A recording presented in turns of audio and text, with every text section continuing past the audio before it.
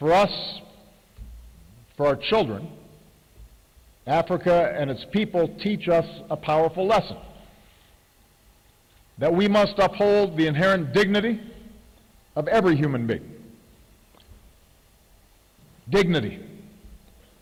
That basic idea that by virtue of our common humanity, no matter where we come from or what we look like, we are all born equal, touched by the grace of God. Every person has worth. Every person matters. Every person deserves to be treated with decency and respect. Throughout much of history, mankind did not see this.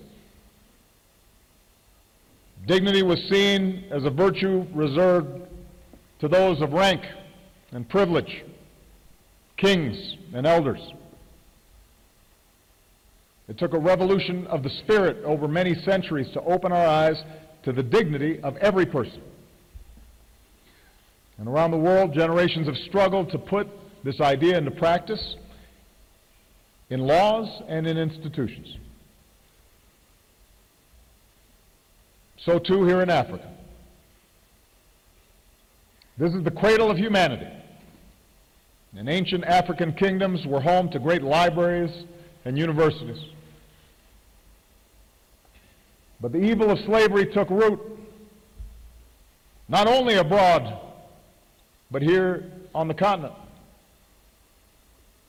Colonialism skewed Africa's economy and robbed people of their capacity to shape their own destiny. Eventually, liberation movements grew. And 50 years ago, in a great burst of self-determination, Africans rejoiced as foreign flags came down and your national flags went up. As South Africa's